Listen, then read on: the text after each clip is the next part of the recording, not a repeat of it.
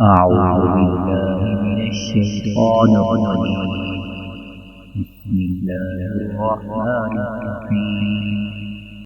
حرمت عليكم أمهاتكم وبناتكم وأخواتكم وعماتكم وخالاتكم وبنات الأخ وبنات الأخت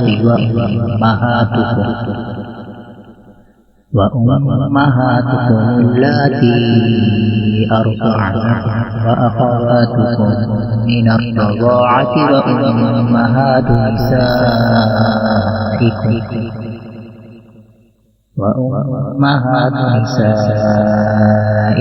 وربائبكم اللاتي في حجوركم من نسائكم اللاتي دخلتم بهن، فإن لم تكونوا دخلتم بهن فلا جناح عليكم، وحلائل أبنائكم الذين من أصلابكم وأن تجمعوا بين الأختين إلا ما قد سلف، إن الله كان غفورا رحيما.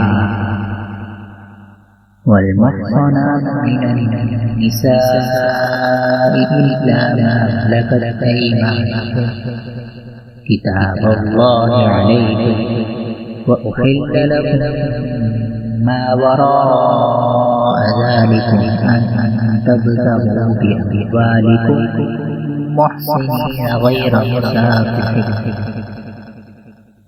فما استمتعتم به منهن فآتوهن أجورهن فريضة، ولا جناح عليكم فيما تراضيتم به من بعد الفريضة، إن الله كان عليما حكيما.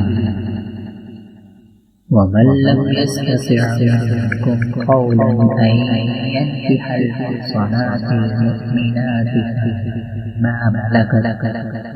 فمما ملكت أيمانكم من فتياتكم المؤمنات، والله أعلم بإيمانكم بعضكم من بعض، فانكحوهن بإذن أهلهن وآتوهن أجورهن بالمعروف محصنات غير مسافحات ولا متخذات أخدان، فإذا أحصن فإن أتين بفاحشة فعليهن مثل ما على المحصنات من العذاب، ذلك لمن خشي العنة منكم، وأن تصبروا خير لكم، والله غفور رحيم.